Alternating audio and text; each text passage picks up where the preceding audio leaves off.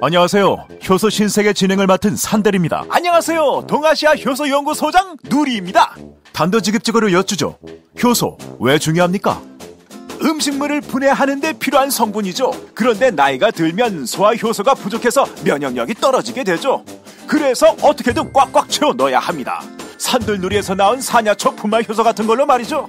사냐초 분말 효소? 그것도 종류가 다양한데? 쉽게 설명드리죠. 숙취 해소와 원활한 뇌 활동이 필요하신 분에겐 우울급, 술이 약한 하승주 소장에게 딱이네. 아토피로 걱정이신 분에겐 삼채, 네.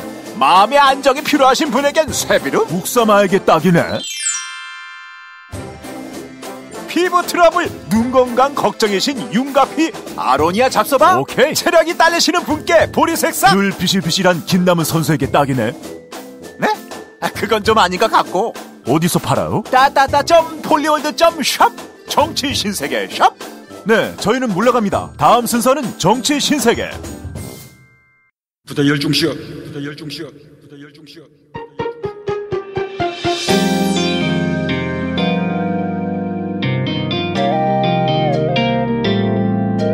이번 주 뉴스 다 챙겨 보셨나요? 깔끔한 분석, 통쾌한 해설, 유쾌한 토론까지. 정치 신세계. 정치 신세계 샵에도 놀러오세요. @폴리월드.샵.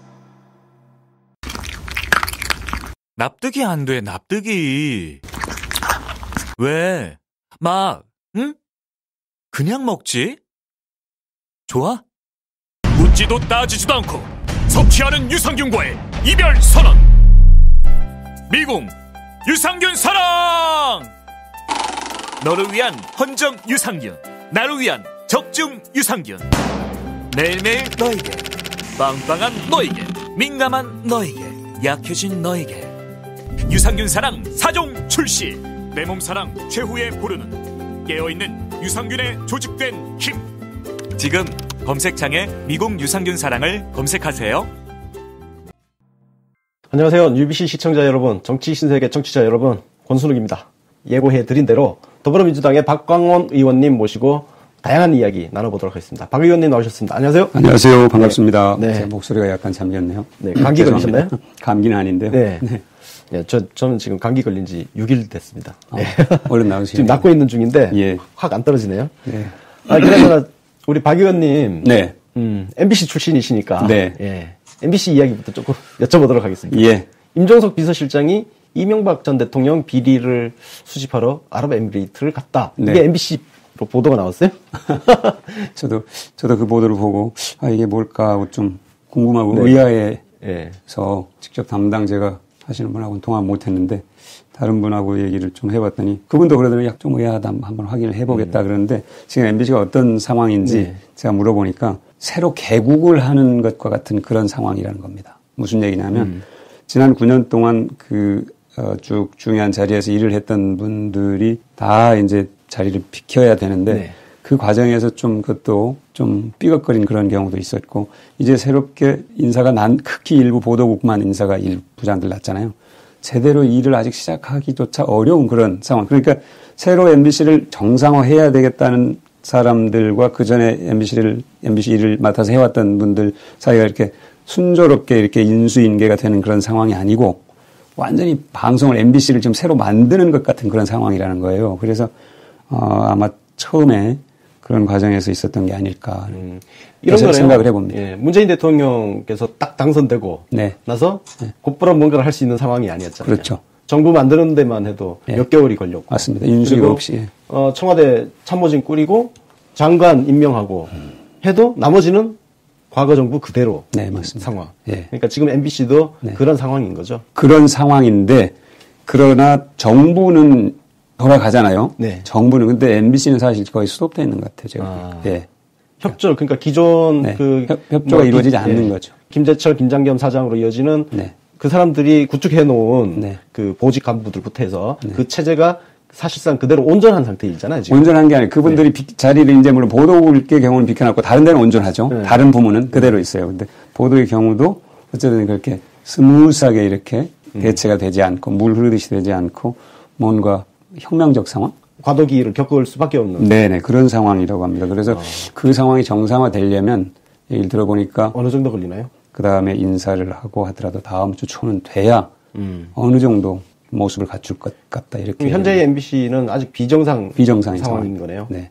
그 와중에 지금 이 보도가 나와서 사실 해직 기자들이 어제 첫 출근을 했잖아요. 다시. 네. 그래서 저도 방송을 통해서 덕담도 하고 시민들의 언론이 되어주기를 바라는 그런 기대감을 어제부터 가졌는데 바로 그런 보도가 나오니까 좀 실망하신 분들이. 그렇죠. 그래서 이제 그런 것 이제 정교하게 또 아주 뭐라 그럴까 잘 다듬어진 그런 보도들이 이제 사실은 나와야겠죠 앞으로. 네.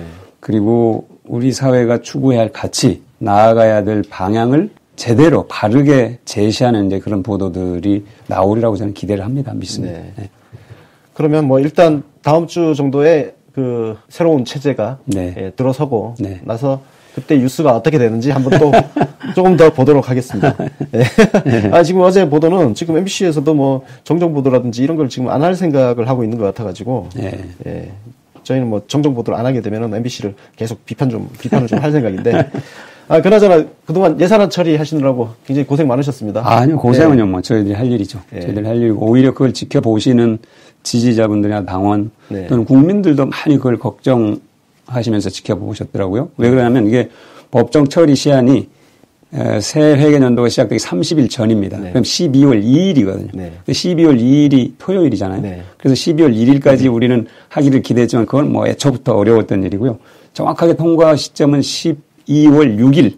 그러니까 12월 5일 자정을 넘겨서 통과됐어요. 그러니까 사실은 법정 시한을 지키지 못한 거죠. 5일이나 넘겼죠. 그렇죠. 그런 걸 보면서 얼마나 막 좀 가슴을 졸였겠어요. 저도 지역에 가거나 또 친지분들 이렇게 만나면 많이들 걱정을 하시더라고요. 잘 되는 거냐. 그래서 잘 될 겁니다. 잘 될 텐데 지금 이제 야당에서 저렇게 하고 있는 것은 정확하게 지금 시대의 흐름을 변화를 그대로 읽지 않고서 이렇게 이제 뭔가 반대하고 또 뭘 바꾸려 하고 하는 것인데 그러나 큰 흐름에서는 정부가 여당이 만든 예산안으로 갈 겁니다. 그러니까 예산이라는 게 정책을 숫자로 표현한 거잖아요. 정책을 숫자로 표현한 건데 작년 촛불 때 국민들이 이게 나라냐 하면서 두 가지, 내가 주인인 나라와 모두가 고르게 잘 사는 나라를 만들어달라. 저는 두 가지로 압축해서 말씀드릴 수 있는데 두 번째, 모두가 고르게 잘 사는 나라를 만들어 달라는 국민들의 열망을 반영한 예산안입니다.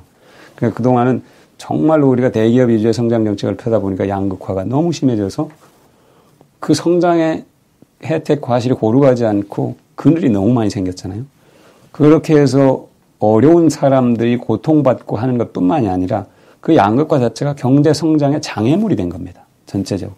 이걸 해소하지 않으면 안 된다. 그리고 국민들은 그걸 해소하라고 명령을 한 거예요. 사실 탄핵과 조기 대선과 정권 교체를 통해서.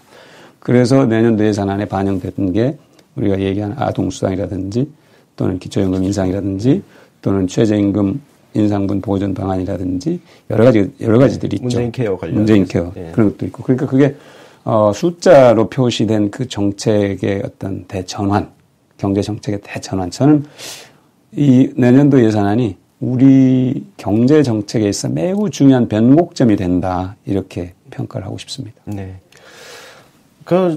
그래서 막 시한 늦어지고 또 이제 그 협상 과정을 보면 자유한국당은 뭐 사실상 대놓고 처음부터 반대하려고 했었던 거니까.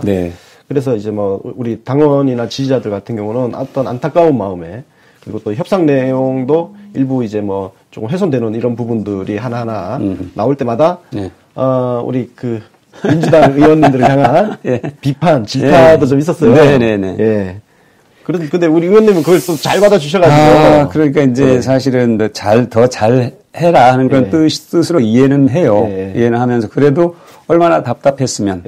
저 그림 큰 어떤 취지, 정신, 문재인 대통령의 어떤 가치 이런 것들이 훼손돼서는 안 된다. 새 정부의 철학이 훼손돼서는 안 된다는 그런 강렬한 요구잖아요. 그렇죠. 예. 근데 그거에 대해서는 정말 소중하게 받아들여야죠. 예. 아, 그건 정말 소중한 겁니다. 그런 열의와 의지가 있기 때문에 저희들이 야당하고 더 협상을 할 수 있는 거고, 예. 그래서 어느 정도 원안에서는 다소 후퇴했지만 그래도 큰 틀에서는 상당 부분 지켜냈다. 네. 이렇게 이제 원내대표보다는 그렇게 평가를 하고 있고, 또 의원들도 그 부분에 대해서 그렇게 뭐 완전 실패했어 이렇게 얘기하는 게 아니고 고생 많이 했다. 뭐 그런 분위기는 있는 건 사실입니다. 사실 지지자들도 그게 처리되기 전까지는 막 난리치고 했지만 협상 그렇게 종료되고 나서는 그래도 다 또 우리 민주당 의원님들 수고했다 격려하는 그런 분위기예요. 근데 어쨌든 아쉬운 건요. 아동수당을 상위 10%를 제외하기로 한 것. 그거는 저는 굉장히 좀 아쉽고요. 아, 그건 진짜 좀 조삼모사 같아요. 그렇죠. 그리고 이제 그게 이제 그 10%를 가려내기 위한 행정비용이 만만치 않게 든다는 것. 그냥 그 돈 쓰면 되는데. 그렇죠. 그거 있고. 또 하나는 이제 그 지급 시기. 그걸 다 9월로 미뤘잖아요. 그래서 제가 중간에 뭐 트위터에 그런 걸 올린 적이 있습니다. 그러니까 그것이 9월로 미룬다고 해서 자유한국당이 선거에서 유리하겠냐, 지방선거에서. 오히려 불리해지는 것 아니냐. 그러니까. 국민들이 그걸 다 자유한국당 반대적으로 미룬 걸로 아실 텐데. 그래서 제가 좀 조금은 답답했어요. 그게. 아니, 계산기를 잘못 돌린 것 같아요. 아니, 자유한국당 때문에 오히려 지급 시기가 뒤로 미뤄졌습니다. 이렇게 되면 그쪽한테 더 불리한 건데. 그냥 애초 원안대로 통과시키면 같이 생색 낼 수 있잖아요. 그렇죠, 그렇죠. 이제 생색도 못 내는 거예요. 네. 아, 좀 전에 이제 그 이야기가 나와서 그런데 우리 정치인과 지지자의 어떤 관계가 사실 굉장히 지금 변화하고 있단 말이에요. 이런 부분 좀 고민해 보셨나요? 엄청나게 변하고 있죠. 엄청나게 변하고 있고요. 과거 제가 그런 얘기를 자주 하죠. 과거에는 유력한 정치인 또는 정치 세력과 유력한 미디어가 결합을 하면 그건 뭐 이제 안 좋은 말로 표현할 수도 있겠죠. 뭐 짝짝꿍을 하면 뭐 이렇게 표현할 수도 있는데 그러나 결합을 하면 정치를 끌고 갔습니다. 나라를. 그럼 다수의 국민들은 가슴을 치면서 답답해하고 울분을 토로하고 이랬죠. 그리고 4년대 선거 때 보자 했는데 선거 때가 되면 또 무슨 희한한 사건이 생겨가지고 또 왜곡하는 그런 일이 벌어지고요. 근데 지금은 완전히 달라진 거죠. 지금은 디지털 시대, 특히 모바일 때문에 실시간으로 유권자들이 정치인에게 자기 의견을 전달을 하고 경고를 하고 압박을 하고 하는 것이요. 일상화되어 있습니다. 이번 예산안 처리 과정에서요. 와, 저는 처음 봤습니다. 저 사실 예산은 우리 국민들이 예산안 한다고 해서 하나하나 그거 뜯어봅니까? 안 뜯어보죠. 그냥 통과 좀 늦어지네. 뭐 나중에 됐네. 이 정도 하고 지나가 버리거든요. 근데 이번에 보면 예산안을 진짜 하나하나 공약하고 연결해가지고 하나하나 다 뜯어봐요. 이 액수 줄어드는 게 어떤 의미인지. 그러니까 이제 저는 정치하는 사람과 지지자는 이제 거의 한 몸이 됐다 이렇게 보는 거예요. 저도 뭐 당원이 있잖아요. 똑같이 당원이고 권리 당원이고 또 다만 저는 이제 위임을 받아서 이제 행사를 하고 있을 뿐이지 전혀 다른 어떤 입장에 서 있지가 않죠. 똑같은 꿈을 갖고 있고 똑같은 희망을 갖고 있고 똑같은 행동 방식을 갖고 있는 거고요. 제가 이렇게 설명을 한 적이 있습니다. 나무로 설명을 한 적이 있습니다. 나무로 설명하면 뿌리는 우리 지지자들 국민들이고 줄기에 해당하는 게 저는 정치하는 사람들. 그럼 그 둘이 합쳐져야 열매를 맺을 수 있잖아요.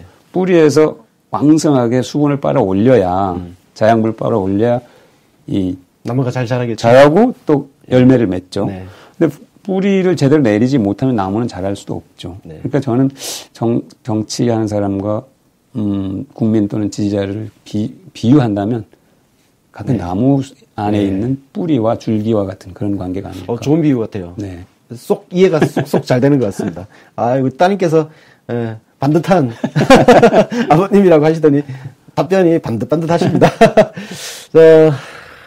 그리고 또 하나 이제 사실 그 정당발전위원회 혁신안 지난번에 그 의원총회 때 우리 의원님들이 좀 바쁘셨는지 많이 안 가셨더라고요. 그래서 지금 지지자들 같은 경우는 정발위의 혁신안에 대해서 우리 현역 국회의원들이 너무 무관심한 거 아니냐 막 이런 우려를 걱정을 좀 많이 하고 있어요.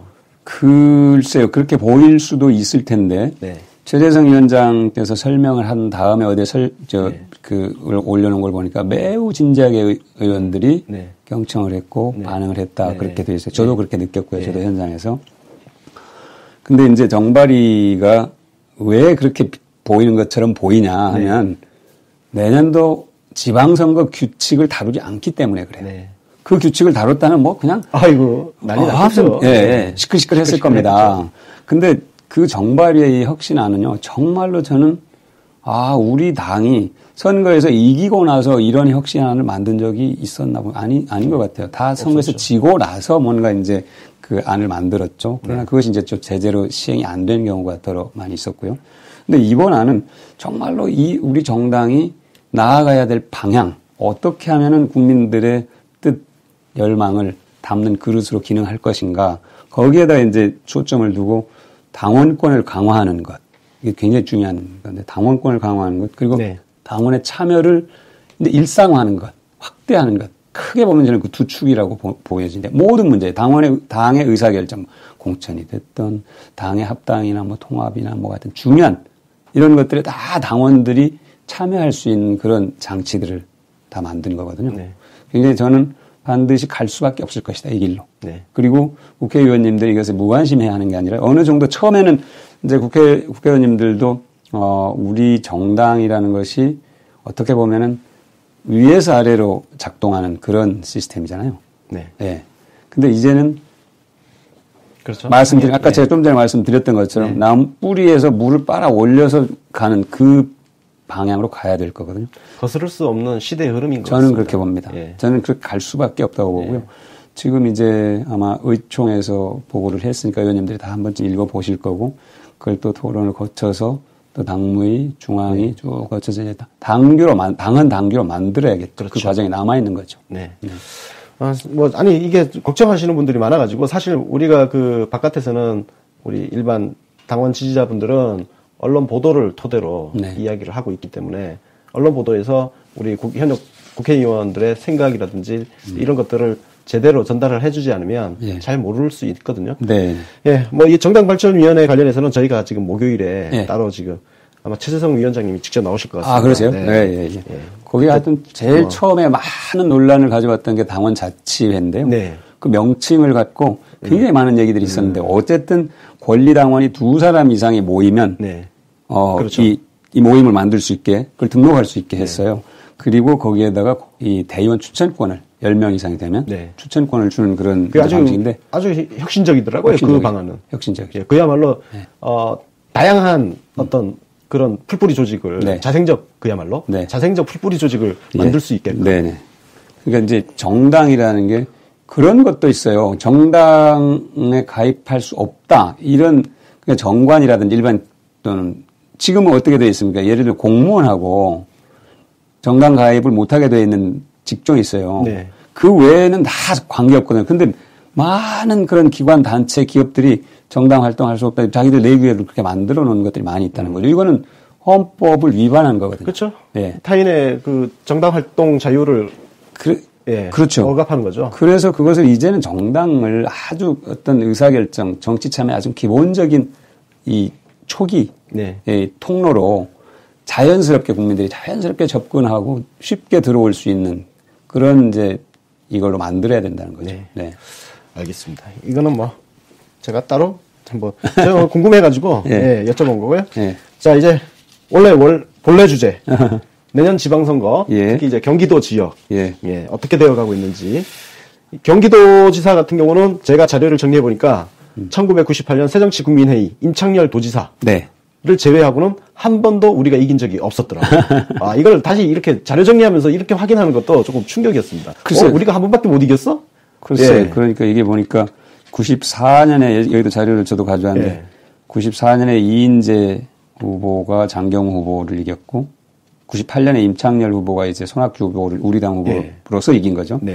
그다음에 2002년에 손학규 후보가 진영 후보를 이겼고 이제는 다 우리 당이 아닙니다. 다 진 거예요. 김문수 후보가 2번, 남경필 후보 1번. 그런데 그래서 저도 이게 아마 경기도란 그 특성, 정치적 어떤 그 성향, 특성 이런 게 좀 영향을 미치지 않았을까. 어떤 특성이 있을까요? 경기 북부는 이제 안보 이슈에 굉장히 좀 빠르게 반응한 지역이고요. 포천, 연천. 그렇죠. 막 그쪽이죠. 동부 쪽은 이제 좀 농촌 지역, 도농복합 지역. 거기는 이천, 여주, 양평, 가평. 이런 지역들이어서, 대체적으로 좀 이제 보수적인 성향이 강한 그런 지역들이었죠. 지역들이고 그것이 저는 영향을 전체적으로 미치지 않았을까 하는 생각도 해봅니다. 경기 남부는 또 어떤가요? 경기 남부 거기가 물론 화성. 그런데 이제 도시가 네. 점점 도시화가 진행이 되면서 경기도 지형이 많이 바뀌고 있습니다. 그러니까 초기에는 보면 말이죠. 예. 뭐 30만 표, 60만 표, 100만 표 이렇게 지다가요. 2010년에 김문수 후보가 유시민 후보가 이길 때는 19만 표로 줄어요. 그다음에 격차가 줄어들고 있네. 네. 그다음에 2014년 지난 선거 때는 남경필 후보가 김진표 후보를 4만 표 차로 이겨요. 아, 그때 진짜 너무 아까웠어요. 네, 안타까웠죠. 네. 굉장히 안타까웠는데요. 네. 그러니까 이 정치적이 많이 바뀌고 있고 지금 국회의원 그러니까 60석이잖아요, 경기도. 네. 그러니까 40석이 우리 당이거든요. 그렇죠. 네. 네. 당선될 때 기준으로. 네. 그러면 저는 이번 이제 정권 교체 이후에 내년에 있을 이 지방선거는 저는 국민들께서 여러 가지 몇 가지 기준을 갖고 판단을 하실 텐데요. 지금 문재인 대통령과 문재인 정부가 가고자 하는 방향에 대해서 다 동의를 하고 계시잖아요. 지금 네. 박수를 보내고 계시니까 지방자치단체도 방향을 큰 지방자치단체들은 방향을 맞춰서 가는 게 좋겠다 하는 저는 판단을 아주 현실적이고 냉정한 판단을 하실 것으로 봅니다. 과거에는 예를 들면 뭐 대선에서는 어느 당 지지했으면 뭐 지방선거에서는 그 반대당을 지지하고 뭐 이런 식의 정치 셈법이 뭐 해서 있었죠. 네, 그런 게 있었거든요. 네. 근데 지금은 저는 그럴 때가 아니다. 지금 네. 대한민국이 네. 뭔가 새롭게 갈 길을 정하고 도약해야 되는데 그 도약할 토대를 일단 확고하게 다지는 게 우선 내년 예산 편성된 것, 그리고 그 예산을 제대로 집행을 할 지방자치단체장을 잘 뽑는 것, 이게 매우 중요하다고 국민들께서 판단하실 것이다, 이렇게 봅니다. 우리 좀 전에 이제 경기 북부, 동부, 뭐 이쪽 얘기했는데, 사실 남부는 뭐 5.3 평택 이쪽은 그야말로 말씀하신 대로 도시화가 좀 진행되면서 네. 투표 성향에 이제 변화가 좀 오고 있죠. 네. 그래서 대표적으로 권칠승 의원 같은 경우도 화성에서 당선되시고. 그렇죠. 예. 뭐 화성에서 예. 세 분인데 우리 당이 두 분이죠. 예. 안민석 의원. 오산이고요. 오산이시고. 화성에서는 네. 이원욱, 권칠승. 그렇죠. 네. 그러면 이제 우리가 사실 좀 취약하다는 안성, 여주, 이천, 양평, 가평, 뭐 동두천, 그리고 연천, 포천. 네. 예. 이쪽 지역은 우리가 사실 조금 열세 지역이었는데. 네. 그럼 여기에 대해서 우리가 내버려 둘 것이 아니라 우리가 우세한 지역은 더 우세하게 만들어야 되겠고 그 좀 우리 열세 지역은 사실 예전에 후보도 못 냈었잖아요. 그렇죠. 그럼 우리가 좀 전략적으로 후보도 좀 근데 포천은 예. 두 분 다 우리 당 그렇습니까? 네. 박정 의원, 윤호덕 의원. 거기는 파주입니다. 파주, 죄송합니다. 예, 예. 죄송합니다. 이쪽 파주를 네네네. 제가 언급이 많은 게 거기는 우리가 맞습니다. 예. 아이고, 죄송합니다. 사실 거기도 우리가 좀 열세 지역이었는데 지금 뒤집어 놓은 상태죠. 그렇죠. 예. 거기가 이제 새로 많은 분들이 유입하면서요. 그렇죠. 예. 거기도 도시화가 되면서 예. LG 디스플레이가 들어오고 그다음에 신도시가 많이 개발되고 하면서 네. 좀 우리가 우세 지역으로 바뀌었는데 나머지 이쪽 취약지구에 대한 대책 같은 것도 좀 필요할 것 같은데요. 저는 대책이라고 해서 별다르게 있을 것은 아닌 것 같고요. 이제 전통적으로 그 지역에서 오랫동안 뿌리를 내리고 사신 좀 이제 연세가 드신 분들은 아무래도 그 생각을 바꾸긴 쉽지 않습니다. 그런데 지금 이제 뭐 50대 초반, 40대 이런 연령대로 보면은 그런 분들은 탄핵과 조기 대선과 정권 교체를 거치면서 저는 상당 부분 그분들의 어떤 정치 의식, 정치 성향도 변화의 조짐을 보이고 있다. 왜 제가 이런 걸 느끼냐면요. 지금 말씀하신 그런 우리가 좀 어려운 곳이라고 한 지역에서도 자치단체장에 도전하겠다고 하는 뜻을 가지신 분들이 많이 계신 거예요. 늘었어요. 좀 나타나기 시작했네요. 네. 그런 게 저는 그 지역의 분위기를 저는 반영하는 거라고 보거든요. 그런 면에서 저는 이런 지금 우리가 국민들과 소통하면서 국민들의 삶을 바꾸겠다는 정책을 끊임없이 추진하고 그리고 또 지역에서 활동하신 좋은 분들을 우리가 확보해서 발굴해서 모시게 되면 저는 정말로 경기도 우리가 어렵다고 한 곳에서도 해볼 만하다 이렇게 생각합니다. 그런 어떤 흐름이 하나 만들어지면 사실 이게 또 뒤에 선거가 그게 끝이 또 아니니까. 네, 맞습니다. 그 뒤에 또 2년 지나면 총선이 다시 또 돌아오고. 한번 조금 이제 우리 청취자분들이 진짜 듣고 싶은 이야기. 경기도지사. 누가 뛰고 있나. 이미 뭐 이재명 성남시장 이야기가 워낙 많이 되니까 예. 제일 앞서서 이제 공개적으로 사실상 이제 말씀을 하신 거고요. 네. 또 지난 대선 때 지명도를 뭐 굉장히 올렸죠. 그렇죠. 예. 물론 대선 경선 후보로 나오기 전에도 그 성남의 여러 가지 정책들을 갖고 굉장히 전국적으로 인물이 돼 있었습니다. 네. 대선을 통해서 더 지명도를 높였고 네, 그렇죠. 또 가장 먼저 공개적으로 지금 사실상 뛰어드신 거죠. 예. 그러다 보니까 그렇게 되는 것 같고요. 그 다음에 이제 국회의원으로는 전해철 경기도당 위원장이 지금 생각을 굉장히 강하게 갖고 준비를 철저히 하고 계신다. 전해철 의원님은 다음 주에 여기 오십니다. 아, 그러세요? 네, 인터뷰하러. 직접 한번 여러 가지 여쭤보시면 재밌는 얘기가 많이 있을 것 같고요. 그 다음에 지금 광명시장, 양기대 광명시장도 지역을 돌면서 북 콘서트를 계속 하고 있습니다. 지금 보니까 뭐 맘마이스도 출연하고 인지도 높이려고 열심히 하시는 것 같더라고요. 네네. 지금 이제 안민석 의원이 어떨 것인가 이렇게 궁금해하시는 분들도 계시고요. 저 여쭤보려고 그랬는데. 아, 그랬어요? 안민석 의원님도 지금 그 최순실 재산 환수 관련해서 그분도 계속 북 콘서트를 하고 계세요. 요즘 지역을 다니시면서. 그래서 나름대로 이게 바닥을 다지는 중이 아닌가 보니 공개를 안 했을 따름이지 그런 생각을 갖게 돼요. 그게 물론 아니다. 나는 그냥 순전히 그 문제를 이슈화하기 위해서 그러니까 불법 재산 환수를 이슈화하기 위해서 내가 할 뿐이다. 이렇게 얘기하실 수도 있는데 그렇게 얘기는 안 하시죠. 사실은. 가능하시네요. 그리고 이종걸 의원도 사실 꿈은 있잖아요. 그러시죠. 오래전부터 꿈을 갖고 계셨죠. 그리고 최성 고양시장도 좀 뭔가 열심히 하시는 것 같은데요. 최성 시장님도 이제 대선 때 후보로 나오셨죠. 그때 그렇죠. 지명도를 많이 올리셨어요. 그때. 그리고 지금도 꿈을 갖고 열심히 하시더라고요. 움직이고 계시죠. 그리고 여기에 지금 김태년 의원하고 염태영 수원시장 그 두 분, 염태영 시장님은 그렇게 얘기하신 것 같아요. 그 시정에 더, 수원시에 아직 할 일이 더 많이 있다. 그리고 지역에서 평판이 아주 좋아요. 그래서 아마, 처음에는 다소 좀 아마 고민을 하셨던 것 같습니다.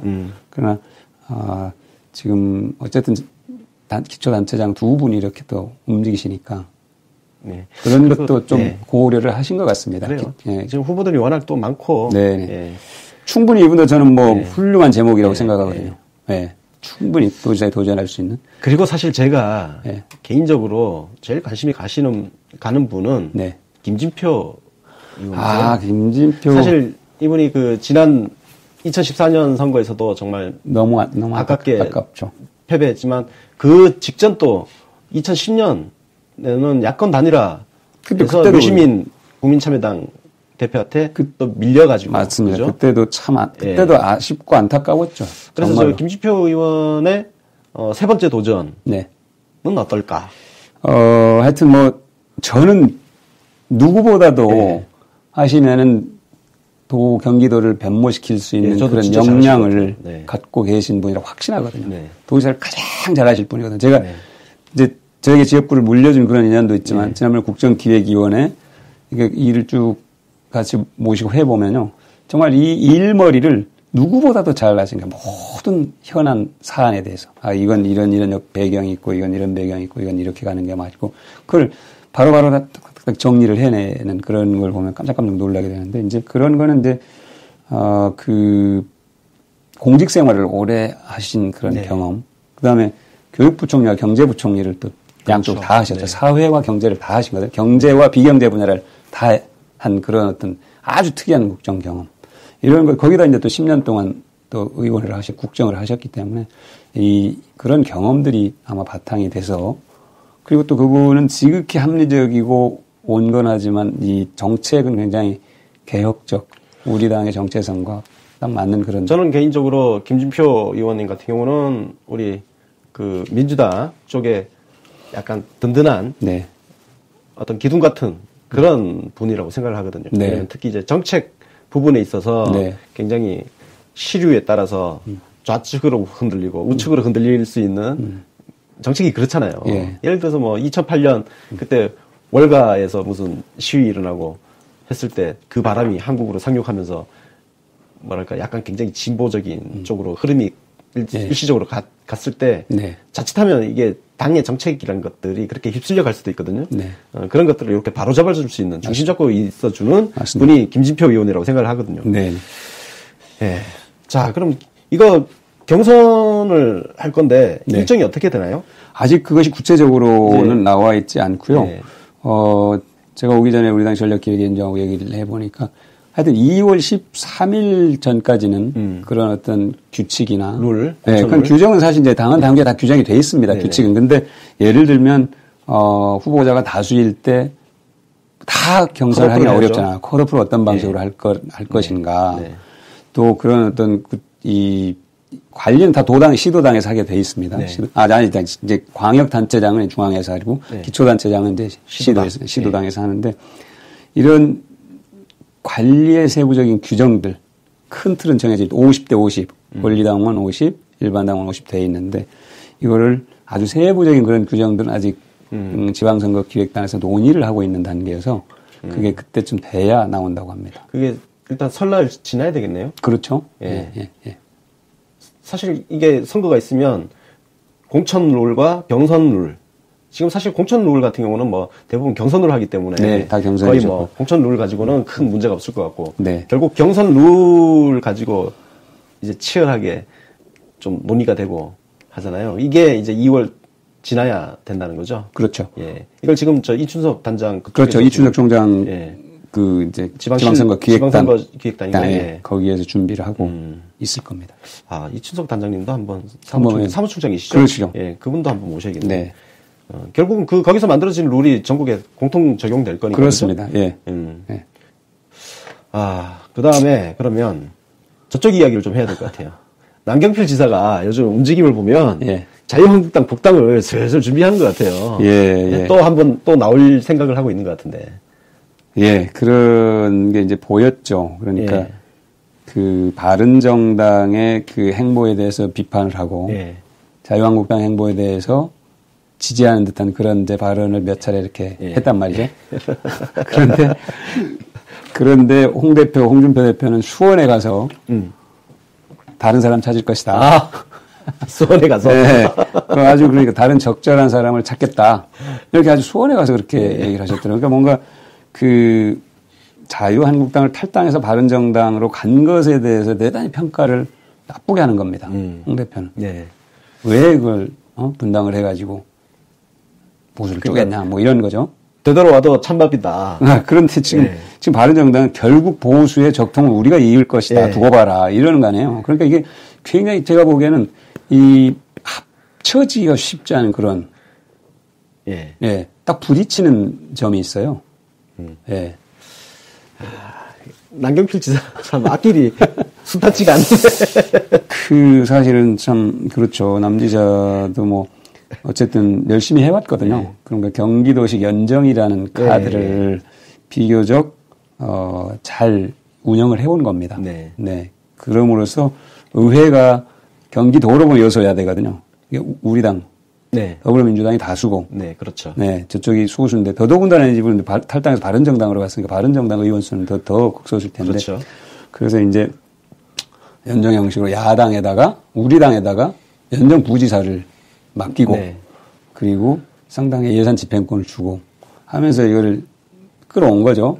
나름대로 끌어왔는데 지금 굉장히 제가 보기엔 정치적으로 굉장히 중대한 어떤 고비 앞에 서 있다. 그러게요. 네, 이런 느낌이 좀 듭니다. 남경필 지사 입장에서 보면 저희가 보기에는 그동안 정말 꽃길만 걸어오다가 처음 부딪힌 시련이네요. 자유한국당에는 지금 또 보니까 뭐 원유철 의원, 요즘 김홍걸 위원장하고 이제 한판 붙고 있는 심재철 의원, 이야기도 홍문종 의원 이야기도 나오고, 그 다음에 벌써 거의 뭐 무풍지대 그냥 질주를 했던 정병국 의원. 이렇게 이야기가 나와요. 자유한국당 쪽. 그분들도 저는 충분히 자유한국당 내에서 후보로 거론될 만한 분들이고 경선을 저는 뭐 할 수도 있는 분들이라고 봅니다. 이제 다만 이제 기준을 그런 어떤 이 선수라든지 의정활동 경험이라든지 이런 기준이 아니고 얼마나 제가 보기에 그렇죠. 결국 경쟁력이죠. 맞아요. 네, 도민들이 얼마나 이게 조사에서 지지도를 보여주느냐는 거거든요. 그걸로 기준이 되니까. 솔직히 개인적으로 다 경쟁력이야. 남경필 지사를 뛰어넘을 사람이 없어 보이는데. 예. 여기는 뭐 하여튼 우리가 그냥 좀 재밌게 보면 될 것 같아요. 네. 국민의당도 또 거기는 우리 민주당에 있을 때 또 경선 나왔었던 김영환 전 장관님. 그리고 이현주 의원도 욕심 있는 것 같은데요. 네, 이현주 의원님의 경우는 지난번에 이제 경기도당 위원장에도 한번 출마를 했잖아요. 우리 당. 그때 경기도를 거의 다 돌았어요. 그래서 나름 이제 뭐라고 할까요? 인지도가 있고 또 조직 정비를 한번 이렇게 쭉 해본 경험이 있기 때문에 본인이 아마 그 뜻을 갖고 있을 수도 있다고 저는 봅니다. 네. 야권이 이렇게 난립해 있으니까 왠지 이야기하면서 마음이 좀 푸근해집니다. 98년 선거에서 딱 한 번 이겼었는데, 20년 만에 우리가 다시 이길 수 있을 것 같은 그런 느낌이 드는데, 정의당은 심상정 의원이 또 나올 가능성이 있어 보이고요. 예. 자, 그럼 제가 여기서 관심 있는 거는, 자유한국당, 바른정당, 국민의당, 이 3당의 선거연대 가능성 여부입니다. 글쎄, 저는 이제 기본적으로 지난 뭐 대선 때도 뭐 사실 그런 얘기가 좀 나왔었지 않습니까? 그런데 국민들이 그걸 원하지 않았어요. 후보 단일화에 대해서 반대가 많습니다. 그러니까 국민들은 이미 그런 어떤 정치공학적 접근, 정치공학적 셈법에 염증을 느끼고 있다. 그게 과거에는 이제 우리가 기억하다시피 DJP나 그다음에 노무현 대통령 노몽 단일화. 그렇죠. 그때는 엄청난 감동을 줬었거든요. 감동을 줬었는데 지금은 이제 그게 국민들에게는 그렇게 감동을 주기보다 오히려 염증. 그렇죠. 너무 정치공학, 이기기 위한 정치공학으로 비춰져서. 우리가 사실 습관처럼, 이제는 습관처럼 자꾸 했잖아요. 저는 사실 우리가 지금 일당 여당이 되고 나니까 약간 우리가 그전에는 같은 야권이었으니까 야권연대라는 게 늘 선거 때마다 닥쳐왔단 말이에요. 맞습니다. 그래서 누군가는 희생을 해야 되고 양보를 해야 되고 그랬었는데 이제는 우리가 여당은 하나밖에 없잖아요. 여당이 야당하고 연대하는 거는 모양새가 진짜 더 이상해졌거든요. 예를 들어서 우리가 그동안 정의당하고 선거 야권 단일화도 좀 하고 했지만 제가 울산 이야기하면서 그 얘기 했거든요. 울산 같은 경우는 우리가 계속 야권 단일화 하는 바람에 오히려 우리 지역 조직을 못 키운 거 아니냐. 그런 측면이 분명히 있죠. 그리고 이제는 우리가 여당인데 야당하고 어떻게 연대를 해요. 하여튼 그런 문제가 좀. 그러니까 이제 얘기를 사실은 국민들이 원하지 않기 때문에 하기도 어렵고 하더라도 표를 얻기도 어려울 것이다 이렇게 저는 보고요. 그리고 이렇게 생각들이 다른데 누가 할 거냐를 놓고 결국에는 마지막에 가면 이제 무슨 여론조사를 할 거냐 말 거냐 할 텐데요. 그거 하고 나면은 이제 서로 또 골이 깊어집니다. 진 빠져버리죠. 진 다 빠지고 골이 깊어져가지고 선거에 무슨 시너지가 나는 게 아니고 오히려 마이너스예요. 상대편 지지자들이 저 찍지 마 이렇게 되는 거예요. 그게 사실 유시민 대표가 2010년 경기도지사 선거 나갔을 때 그때 패배했을 때 그 표를 이렇게 분석을 해보면 맞습니다. 이탈표가 정말 많았다는 겁니까? 그 표를 그렇게 딱 분석을 해보면 기초단체장 후보한테는 다 찍었는데 여기에는 안 찍은 표 수만큼 졌다고 그때 분석이 됐었죠. 그러니까 기초단체장은 우리 민주당 후보를 찍고 야권 단일 후보를 찍거나 그때 인천 쪽은 이제 정의당 쪽에 3명인가 2명인가 됐었잖아요. 야권 단일화해서 했는데 경기도지사 인천 얘기고 경기도지사 선거에서는 하여튼 표가 격차가 있었다는 거는 맞습니다. 아이고. 하여튼 단일화 같은 건 좀 안 했으면 이제는 안 했으면 좋겠어요. 국민들도 원하지 않고. 자, 우리 자치단체장 이야기를 좀 해보면 이게 우리 총선 대선 득표하고 약간 비슷한 지도예요. 경기도가 동서로 쫙 나눠져 있는 그런 지도가 나오거든요. 동쪽은 거의 뭐 연천, 포천, 뭐 양주, 파주, 남양주, 가평, 양평, 여주, 이천, 안성, 용인 뭐 등등 해서 쭉 그쪽 벨트로는 저기 자유당 쪽에 뺏기고 이 서쪽 그리고 서울 중심 그 지역 이쪽은 우리가 거의 다 쓸어버린단 말이에요. 네.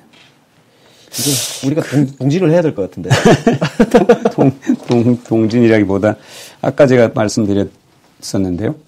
그런 지역의 유권자들, 국민들도 연령대에 따라서는 정치의식의 변화가 좀 느껴진다 하고 얘기하는 분들이 있습니다. 네. 제가 보니까 네. 대선 득표율을 한번 뽑아봤어요. 네. 그랬더니 경기도에서 문재인 대통령이 42%, 41.94%, 홍준표 후보 20.6, 안철수 후보 22.8, 유승민 6.8, 심상정 6.8 이렇게 되는데요. 동부하고 북부를 비교해 봤더니 큰 차이가 없어요. 큰 차이가. 예. 이 전체하고. 네. 그 뭐냐면 저는 상당히 이제는 완전히 그 지역의 특성, 거기는 완전히 아주 어느 당, 자유한국당 그냥 지역이야. 이렇게 얘기하기가 점점 어려워지고 있다 하는 걸 저는 지난번 대선 때 득표율이 보여주고 있다고 보거든요. 기존의 어떤 우리가 분석 틀 가지고 그대로 분석하면은 좀 오류가 발생할 가능성이 저는 그럴 가능성이 있다고 봅니다. 사실 지금 그 2014년, 그러니까 2014년, 2016년 이렇게 오면서 뭔가 계속 바뀌고 있는 것 같아요. 그죠? 그러니까 기자들도 기존 문법대로 기사를 안일하게 쓰면 좀 바보될 것 같아요. 그러니까 이제 그게 좀 전에 말씀드린 저는 디지털 시대가 가져온 미디어 환경과 정치 환경의 변화다. 실시간으로 리얼타임으로 각종 정보가 교류가 가능하고 그것에 대한 분석과 비판이 가능한 시대가 만들어낸 상황이다 저는 이렇게 보거든요. 그러니까 그 전에는 정보 유통이라는 건 지극히 한쪽으로만 유통이 됐고 극히 그것도 제한적으로 다 첨삭이 이루어지고 유리한 정보만 흘린다거나 그렇죠. 또 어느 쪽에는 불리한 정보만 흘린다거나 이런 게 가능했었잖아요, 과거에는. 사실상 언론이 정치에 선거에 개입을 했었죠. 그렇죠. 그게 지금은 불가능하다는 겁니다. 지금도 그런 거를 하기는 하지만 과거처럼 그렇게 큰 영향력을 발휘하기가 어렵게 상황이 됐다는 거죠. 그게 사실 대선 때 이미 겪었죠. 그렇죠. 그래서 저는 내년 지방선거도 또 그 이후로도 점점 그런 것들이 보다 더 강화될 것이다. 그런 성향이, 그런 경향이. 이렇게 그런 거죠. 측면에서 한국 언론 종사자들이 시대 변화를 안 받아들이려고 하는 것 같아요. 뭔가 약간 일본어로 표현하면 곤조를 부리고 있다고 할까? 그 자신들이 과거에 누렸던 권력 창출 능력, 이거를 계속 자꾸 보여주려고 하는데 이게 지금 사실 시민들에 의해서 격퇴를 당하고 있는 상황이거든요. 그래서 뭔가 좀 뿌리 나가지고 고집을 키우는 상황?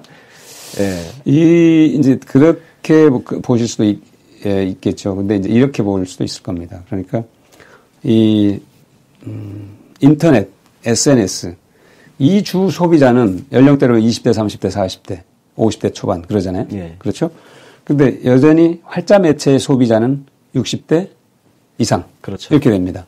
그러면 우리가 쭉 한번 보시면은 정당 지지율이나 대통령 국정수행 지지율 이런 걸 보면 연령대별로 차가 있잖아요. 20대, 30대 뭐 90%, 50대 낮아지고 60대 더 낮아지고. 무슨 얘기냐면 그 매체들은 자신들의 독자들의 취향에 맞는 편집을 할 수밖에 없을 것이라는 생각을 해볼 수도 있습니다. 저희 주 독자층을 겨냥한. 하긴 뭐 저희도 저희 독자층을 위한 편파 방송을 하는 거니까. 편파 방송을 하지만 팩트 왜곡 같은 건 하지 않죠. 저희는 팩트를 정말 열심히 체크해서 하는데 문제는 기존 언론은 팩트도 막 비틀고 하니까. 이게 그 언론계 종사자들은 사실 특히 이제 50대 이상은 언론이 권력을 창출하던 시대를 살아왔기 때문에 그 관성을 쉽게 버리지는 못할 것 같아요. 그게 자신들도 모르게 물론 자신들은 아니라고 생각을 하지만 자신들 모르게 선거에 개입하는, 그리고 예를 들어서 자기들이 지지하는 후보를 뭔가 만들어내기 위해서 인위적으로 개입하는 그런 현상들이 사실 이미 지난 대선 경선 본선 과정에서도 조금 드러났었던 거고, 이건 뭐 진보 보수의 문제는 아닌 것 같고. 그나저나 제가 민감한 질문 하나 아까 빠뜨리고 온 게 있어요. 그래요? 뭐였죠? 뭐 그렇게 이제 민감한 것 같진 않은데 최재성 위원장의 경기도지사 출마. 도지사 출마. 사실 그 전에 정발위원장 할 때 논란이 됐던 것은 심판이 룰을 만들어서 직접 선수로 뛰면 문제가 있다. 그랬는데 지금 정발위는 내년 지방선거 룰은 안 다루기 때문에 네. 최재성 위원장이 경기도지사 출마한다고 해도 하는 게 문제될 거 아무것도 없거든요. 당내에서 뭐 들으신 거 그 얘기 저는 처음 들으니까 제가 뭐라고 답을 해야 될지 모르겠는데요. 생각해보지 못했던 네. 질문을 제가 던진 건가요? 예, 그런데 네. 저는 그렇습니다. 저는 누구는 나올 수 있고 누구는 나올 수 없다라는 거는 뭐 우리 당의 네. 뭐 그런 민주적 강령에 맞지 않는 거고요. 네. 그 대한민국 헌법에도 안 맞는 거고. 네. 누구든지 저는 나올 수 있는 거죠. 누구든지 나올 수 있는 건데 저는 최 위원장 그래서 제가 정발위를 이제 국회와 정기국회와 같이 하다 보니까 네. 회의 시간이 겹쳐요. 계속이요. 조세소위하고 네. 법안소위. 네. 그래서 제가 이 정발위에 빠질 때가 자주 있었는데 좀 더 깊이 얘기해보고 올 걸 그랬는데 오늘 낮에 같이 점심을 먹었는데. 아니 이거는 뭐 사실 예전에 네. 정당발전위원장 맡을 때 하도 저 최재성 위원장이 저 경기도지사 경기도지사 준비하려고 지금 저런다. 그래서 추미애 대표한테는 서울시장 나가려고 그렇죠. 저런다. 그렇죠. 추미애 그런 국회들이 엄청나게 많아가지고. 맞습니다. 그러니까 추미애 네. 대표 서울시장, 최재성 위원장 뭐 경기도지사 이거 준비하는 것 아니냐 하는 얘기들이 그때 있었다는 게 지금 생생하게 떠오릅니다. 국회에 있는 사람들한테 100%라 막 확신에 찬 이야기를 들었어요. 추미애 대표 서울시장 100%. 막 그런. 최재성 위원장 저 경기도지사 선거 나가는 거 100%. 이런 식으로 얘기를 해가지고 저는 이미 그때 뭐 말도 안 되는 소리를 이렇게 국회 안에 있는 분들이 이렇게 이야기를 할까? 예. 사실 그래서 그 생각이 나가지고 예. 그게 정말 사실 말이 안 된다는 이야기를. 다음 주에 나오신다며요? 예. 예. 다음 주가 아니고 내일 모레. 그러세요? 예. 그때 한번 꼭 질문. 예. 최재성 위원장은 지금 송파을 예, 보궐 이야기가 나오고 있죠. 네. 뭐 저는 개인적으로 거기 출마하는 게 제일 좋아 보입니다. 네. 예. 그분이 뭐 성남에서 오래 사셨어요. 남양주의 지역구. 지역구는 남양주였고 성남에서 오래 사셔서 네. 송파하고 성남 가까운 곳이죠. 네. 그리고 후원금 어느 정도 어떠세요? 후원금 하나? 저는 뭐 많은 분들이 그래도 네. 그렇게 십시일반 많이 도와주세요. 다 채우셨나요? 아니 다 차진 않았을 거예요. 네. 그런데 제가 보니까 트위터에 뭐 박광훈 후원하자 뭐 이런 거 올리신 분들도 계시고요. 네. 정말 감사드리죠. 네. 아니 지난번 그 예산안 네. 처리 과정에서 사실 우리 당원 지지자들이 네. 막 우리 국회의원들 네. 막 뒤에서 쉽게 해서 달리는 말 채찍질 하듯이 했는데 약간 이제 신경질적인 반응을 하시는 분들도 있거든요. 있는데 그때 우리 의원님께서는 그런 것들도 다 이렇게 이해를 해주시는 네. 그런 것 때문에 그 답답한 마음을 이해를 해야죠. 예. 그리고 이해를 해야 되고, 아까도 말씀드렸지만, 저도 같은 당원이니까. 네. 당원 입장에 전들 얼마나 답답하겠어요. 네. 그나저나, 후원금 대충 전체 우리 민주당 네. 120명 의원 중에 순위로. 그건 안 따져봤어요. 안 따져봤는데. 꼴찌 수준은 아니고. 그 정도는 아니고요. 그 정도는 아니고. 네, 하여튼 뭐, 제가. 예. 여기 누가 계좌 좀 올려주세요. 검색해가지고, 박광원 의원님 후원 계좌. 우리 채팅창에 한번 좀 올려주시고 공유를 좀 했으면 좋겠습니다. 예, 아니 이제 연말이니까. 저희 보니까 우는 소리 하셔야 되는데 왜 달라고 말을 못해요? 기자 시절에 어떻게 생활하셨을지가 그냥 가늠이 좀 됩니다. 예. 기자 같지 않다는 얘기를 들었죠. 예, 그러니까 그 노제 마버님 이라는 소리를 대충. 저희가 오늘 준비한 거는 이 정도 감사합니다. 한 것 같습니다. 이렇게 제가 여기 나오면 편하게 이렇게 말씀을 나눌 수 있어서 정말 좋습니다. 감사합니다. 뭐 오늘은 사실 수박 겉핥기로 한 거고 나중에 이제 본격적으로 이제 선거 국면으로 넘어가게 되면 그러시죠. 또 뵙고 또 다른 이슈가 있으면 또 요청드리도록 하겠습니다. 알겠습니다. 자, 지금까지 시청해주신 UBC 시청자 여러분, 정치 신세계 청취자 여러분, 감사합니다. 고맙습니다.